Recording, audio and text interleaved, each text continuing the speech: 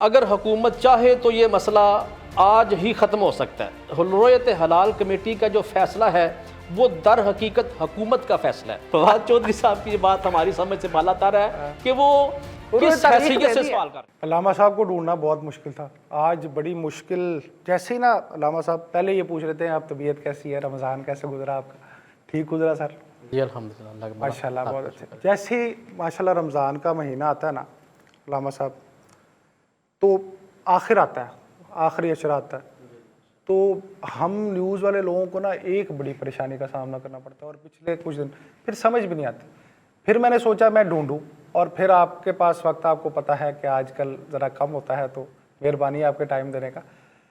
فواد چودھری صاحب جو ہیں وہ ہمیں آج کل بڑا کنفیوز کر دیتے ہیں، اور میرا خیال ہے کہ یہ بڑا امپورٹنٹ ہے کہ یہ بات سمجھی جائے کہ اصل میں رؤیت ہے کیا، اور سائنس اور رؤیت کا آپس میں کیا کنیکشن ہے۔ مطلب اگر سائنس آ گئی تو کیا رؤیت ختم ہو جائے گی؟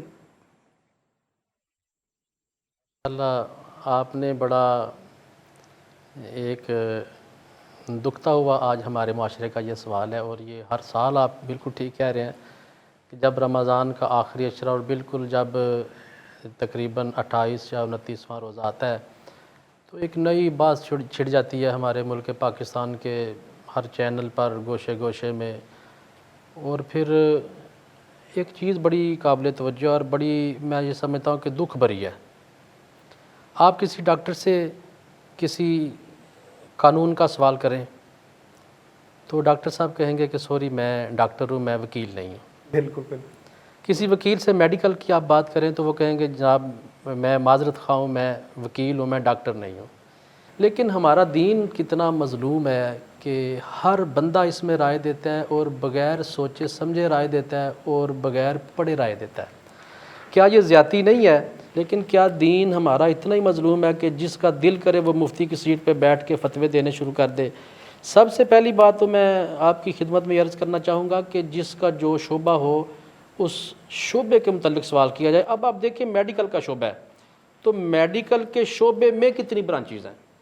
آئی اسپیشلسٹ ہے، ہارٹ اسپیشلسٹ۔ کہتے ہیں معذرت کے ساتھ، وہ کہتے ہیں کہ جناب ہم موسم کا حال دیکھتے ہیں، ہمارے پاس ٹیکنالوجی ہے اور ہم بہتر دیکھ سکتے ہیں۔ ایک انسانی آنکھ سے وہ تو جواز پورا پیدا کرتے ہیں نا سر، وہ تو کہتے ہیں کہ جو یہ نہیں دیکھ سکتے وہ ہم دیکھ سکتے ہیں، تو پھر ان کی کیا ضرورت؟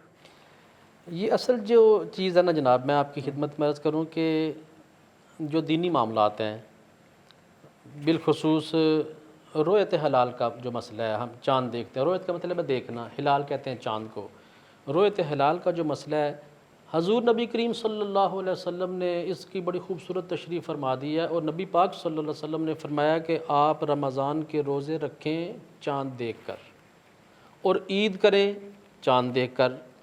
تو ہمارے علماء اور مفتیان حضرات جو ہیں وہ اس حدیث پاک کے ضمن میں فرماتے ہیں کہ جب ہمیں چاند نظر آئے گا، ہمیں مختلف گواہیاں ملیں گی تو رمضان ہوگا، اور چاند نظر آئے گا تو عید ہوگی۔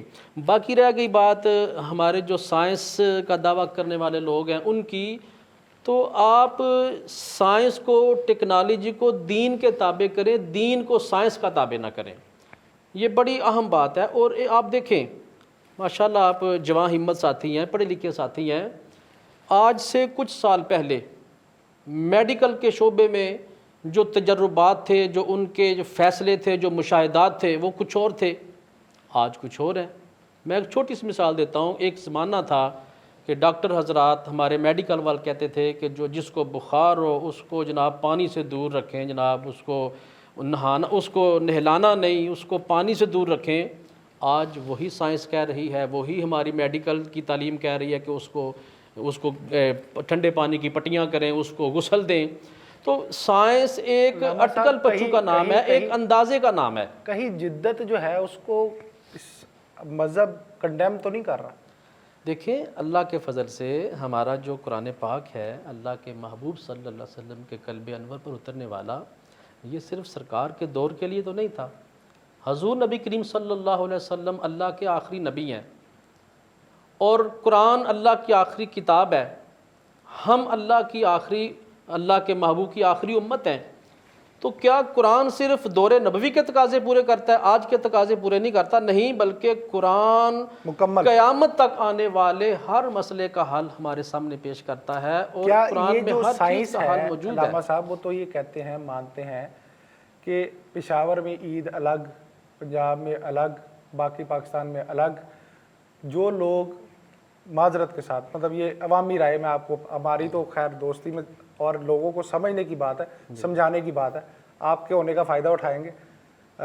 بات یہ ہے کہ وہ یہ کہتے ہیں کہ جو ایک جگہ پہ خود اکٹھے نہیں ہو سکتے، تو وہ شاید اس وجہ سے ایسے کرتے ہیں کہ شاید ان کا اپنا ذاتی مفاد ہے اس میں، اس ایک فیکٹر یہ ہے۔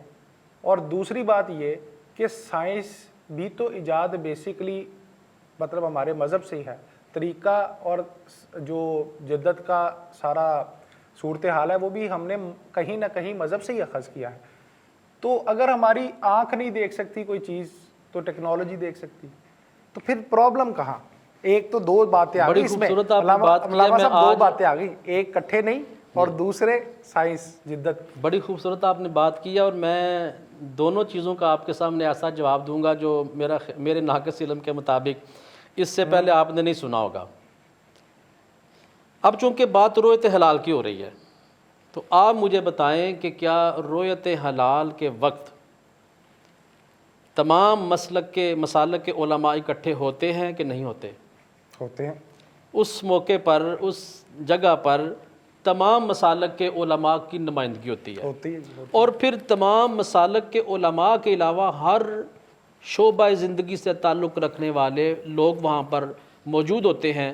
یہ موسم کا حال جاننے والے جس طرح کبھی کہہ رہے تھے وہ بھی موجود ہیں، اور اس کے علاوہ علم فلکیات جاننے والے بھی وہاں پر موجود ہیں۔ تو اس کا مطلب یہ ہے کہ نہ آپ علماء کو بلیم دے سکتے ہیں اور نہ ان کے اتفاق اور اتحاد پر کوئی بات کر سکتے ہیں۔ علماء کا پورا گروہ وہاں پر، ہر مسلک کے علماء کی نمائندگی۔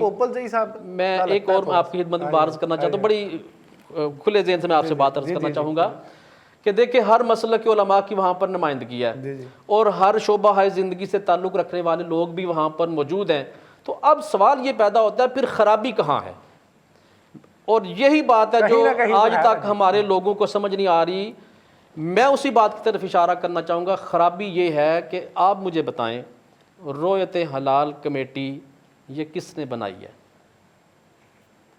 یہ ہمارے وفاق کی بنائی ہوئی ہے، یہ وفاق کی بنائی ہوئی کمیٹی ہے نا۔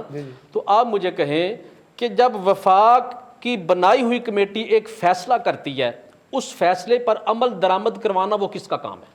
ظاہر ہے وفاق کا کام ہے۔ اور اگر وفاق نہیں کرواتا، اس پر امپلیمنٹ نہیں کرواتا، اس پر عمل درآمد نہیں کرواتا، تو پھر قصوروار علماء ہیں یا پھر وہ وفاق ہے، مرکزی حکومت ہے؟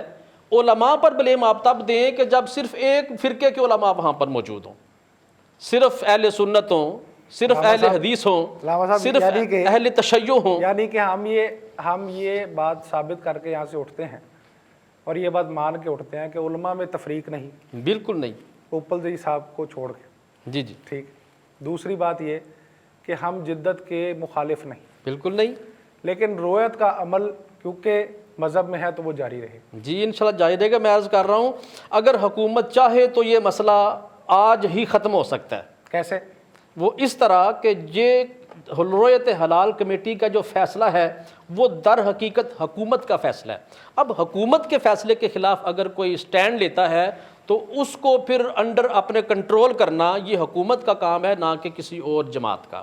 تو اگر کسی پشاور کے علاقے میں یا پھر بلوچستان کے علاقے میں یا سندھ کے علاقے میں کوئی شخص واحد اٹھ کر یا ایک چھوٹا سا گروہ اٹھ کر اگر اس کے خلاف بات کرتا ہے تو پھر علماء کا کام، یہ ہماری حکومت کا، ارباب بست و کشاد کا کام ہے کہ چودھری کا بھی سوچ رہے ہیں، فواد چودھری صاحب کا بھی، کہ وہ بھی حکومت کی ریٹ کو ہی چیلنج کر رہے ہیں، ایسے ہی۔ یہ میں یہ سمجھتا ہوں کہ جب رؤیت حلال کمیٹی حکومت کی بنائی ہوئی ہے تو فواد چودھری صاحب کی یہ بات ہماری سمجھ سے بالا تر ہے کہ وہ کس حیثیت سے سوال کر رہے ہیں۔ انہوں نے تو تاریخ دے دیا جی، اور 24 کو عید ہے۔ آپ مجھے بتائیں کہ فواد چودھری صاحب کس حیثیت سے یہ فیصلہ کر رہے ہیں جبکہ وہ حکومت کا ٹیکنالوجی کے، وہ کہتے ہیں سائنس اور ٹیکنالوجی بہت آگے ہے، ہم تو اس بیس پہ دے رہے ہیں۔ سائنس ٹیکنالوجی بہت آگے ہے، لیکن سائنس کو آپ مذہب کتابیں رکھیں، مذہب کو سائنس کتابیں نہ کریں۔ بہت شکریہ سر، ملاقات رہے گی انشاءاللہ۔